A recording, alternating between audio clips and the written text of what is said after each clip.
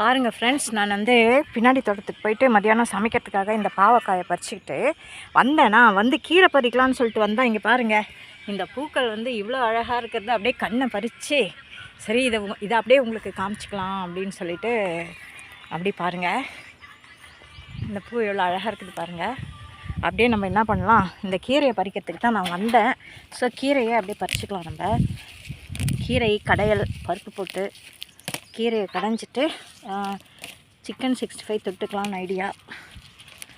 65க்கெலாம் ஊற வச்சுட்டேன், நான் ஊறிட்டுருக்கு.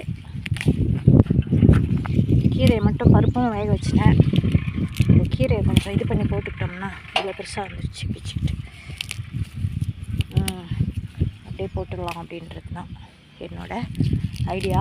கொஞ்சம் நேற்று பாருங்கள், நேற்று ஈவினிங் நம்ம லைவ் போடும்போது தண்ணி விட்டோம் இல்லையா, அப்போ வாடி வதங்கி சுருங்கி இருந்தார்.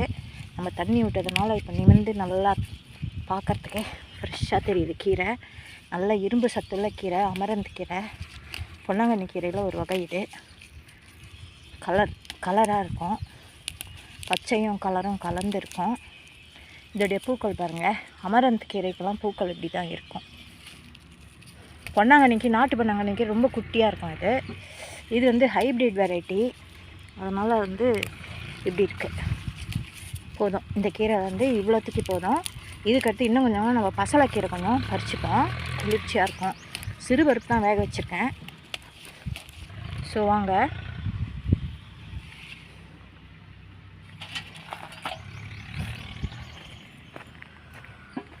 இந்த பிடி கொஞ்சம் பிடியா, கேட்ட முடியல. ஏம்மா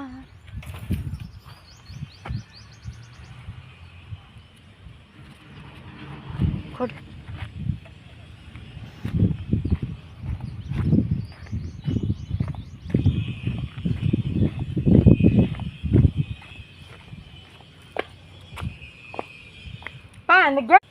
பார்த்தீங்களா, இந்த கீரை பறிச்சிட்டோமா, அப்படியே கொஞ்சம் பசலைக்கீரையும் பறிச்சிக்கலாம்.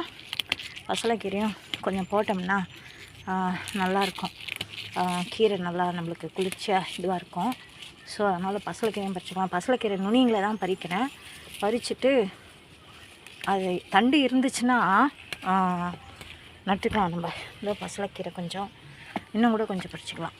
தண்டு இருந்துச்சுன்னா தனியாக நட்டு விட்டால் வரப்போகுது. இதெல்லாம் தண்டு நட்டு வந்த கீரைங்க தானே. ஆஹா,